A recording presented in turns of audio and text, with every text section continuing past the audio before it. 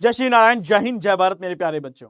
आज के इस सेशन के अंदर हम बात करेंगे कि क्या हमारी स्कोर की स्मार्ट स्ट्रेटेजी होनी चाहिए नॉन वर्बल रीजनिंग के सेक्शन को एक अच्छे तरीके से अटेम्प्ट करने के लिए। तो यहाँ पे आप सभी जानते हैं कि हमारे कई सारे टॉपिक होते हैं, mirror image, water image, complete figure, embedded figure series, figure analogy, figure classification, right. There are so many chapters in the non verbal reasoning. तो सबसे पहली चीज हमें याद रखना है कि नॉन वर्बल रीजनिंग के क्वेश्चंस बहुत ईजी होते हैं, ये याद रखना। सेकंड थिंग, यहां पे आपके पास सबसे अच्छा टाइम ये होता है कि पहले आप अपने इंग्लिश मैथ्स के सेक्शन को कंप्लीट कर लो, उसके बाद आप अपने रीजनिंग के सेक्शन को अप्लाई करो। गोल्डन रूल क्या होता है? Accuracy is greater than speed. आप जल्दीबाजी के चक्कर में गलती ना करें, एक्यूरेसी से सबसे ज्यादा क्वेश्चन सॉल्व करने की कोशिश करेंगे, ठीक है। अटेम्प्ट करिए, तब आप इनकी अच्छी प्रैक्टिस हो। ऐसा नहीं है कि सर मेरे को आता है, बस ये एक साइकोलॉजी के साथ आप कभी भी इन क्वेश्चंस को अटेम्प्ट नहीं कर सकते।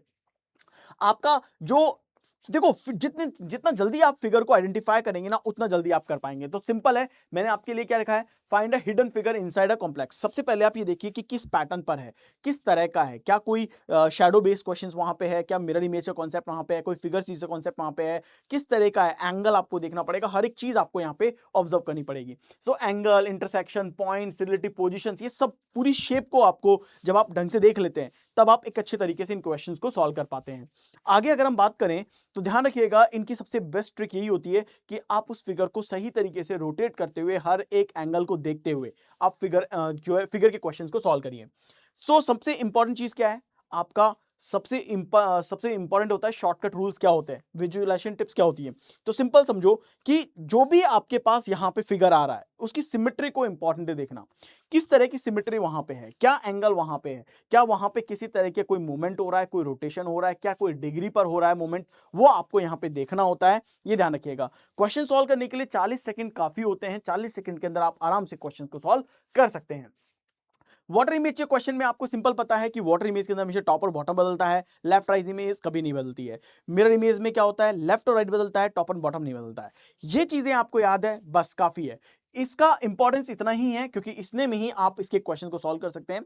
और वाटर इमेज और मिरर इमेज के क्वेश्चन को सॉल्व करने में आपको हार्डली वक्त लगेगा 20 से 30 सेकंड का।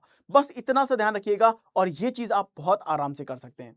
इसके बाद बच्चों अगर हम बात करें कंप्लीट द फिगर, देखो कंप्लीट द फिगर के अंदर बेसिकली हमें यह देखना होता है कि जो हमारा मोस्ट ऑफ द पार्ट यानी 3/4 पार्ट वो हमें कंप्लीट करके देते हैं, हमें सिर्फ एक छोटा सा हिस्सा भरना होता है। अगर हम उसके हर एक एंगल को, हर एक रोटेशन को, हर एक मूवमेंट को, हर इमेज को ढंग से प्लेस करते हैं और फिर उसको बाद में क्रॉस चेक कर लेते हैं, तो ये क्वेश्चन आपको इजीली 15 से 20 सेकंड में या 30 सेकंड में अच्छे नंबर देके चला जाता है। इसके बाद बच्चों अगर हम बात करें फिगर एनालॉजी का सॉल्व करने का जो सबसे फास्ट पैटर्न क्या होता है, सिंपल समझो। कोई भी कॉम्प्लेक्स लॉजिक होगा, उसको ढंग से सबसे पहले आइडेंटिफाई करो, उसे समझो, उसमें क्या दिया हुआ है, क्या कोई मूवमेंट है, क्या पहले का पांचवे से, दूसरे का छठे से, ऐसा कुछ मूवमेंट है क्या, या कोई डिग्री का मूवमेंट वहां पे है क्या, या कोई रोटेशन का मूवमेंट वहां पे है क्या, या कोई पोजीशन शेडेड है क्या, क्या कोई पोजीशन ऐड हो रही है, क्या कोई पोजीशन रिमूव हो रही है। इन सब चीजों को आपको देखना पड़ेगा, तब जाकर के आप 40 सेकंड के अंदर एक बेहतर तरीके से इन क्वेश्चन को कर सकते हैं। लेकिन 40 सेकंड इनफ होता है, ये याद रखिएगा इसके लिए। इसके बाद अगर हम बात करते हैं तो जो हमारा टॉपिक है फिगर के अंदर एक चीज हम और हमेशा ऐड करते हैं। वो हमेशा ये ऐड करते हैं कि फिगर के अंदर जब भी हम कोई भी चीज को देख रहे हैं, अंडरस्टैंड कर रहे हैं, विजुअलाइज कर रहे हैं, तो हमें ये समझना पड़ेगा कि भाई ये जो फिगर हम बना रहे हैं, ये फिगर हम जो देख रहे हैं, क्या वो उसका पूरा की पूरा जो जो भी दूसरा फिगर बना हुआ है, क्या उसको फॉलो कर रहा है या नहीं कर रहा है, क्या आप उसे सेटिस्फाइड हैं या नहीं है। ये चीज हमेशा याद रखना जब आप सॉल्व कर रहे हो। तो इंपॉर्टेंट यही रखिए, कुछ स्ट्रेटेजी रखिए, रोटेशन को देखिए, क्लॉकवाइज है, एंटी क्लॉकवाइज है, क्या कुछ इंक्रीमेंट हो रहा है, लाइन का डिक्रीमेंट हो रहा है, डॉट्स आ रहे हैं, शेडिंग पैटर्न आ रहे हैं, डायरेक्शनल चेंजेस हो रहे हैं या नहीं हो रहे हैं, ये आप देखिए। इसके अलावा क्या कॉन्जिक्यूटिव फिगर बन रहा है या नहीं बन रहा है, वो आप देखिए।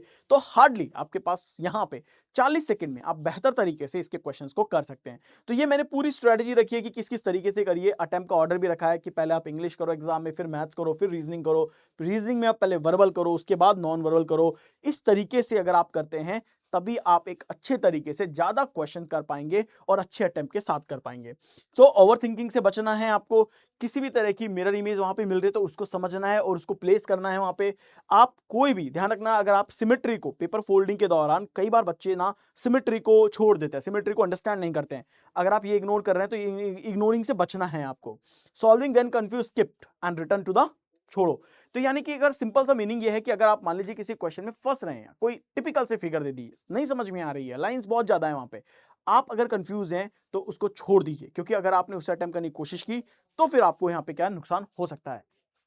तो सिंपल सी बात है, एक बार फिर से मैं आपको बताना चाहता हूं, रोटेशन को आपको देखना है, फिगर के मूवमेंट को आपको देखना है, डायरेक्शन क्लॉक है एंटी क्लॉक है ये देखना है, शेडिंग इमेज है या नहीं है वो देखना है, क्या कोई फिगर वहां पे ऐड हो रहा है, क्या कोई लाइन वहां पे ऐड हो रही है या डिक्रीज हो रही है, वहां आप देखिए, मिरर इमेज हो रही है कि वाटर इमेज हो रही है वो आप देखिए, उसके हर एक एंगल को देखिए, इंटरसेक्शन को देखिए। उन सब चीजों को देखते हुए आप नॉन वर्बल रीजनिंग के क्वेश्चंस को सॉल्व करिए। ट्रस्ट मी, आपके नंबर भी होंगे, आप अच्छा परफॉर्म भी करेंगे और सारे क्वेश्चन आप सही भी कर पाएंगे। मिलते हैं आपसे नेक्स्ट किसी वीडियो के अंदर एक नई स्ट्रेटजी के साथ। जय हिंद, जय भारत।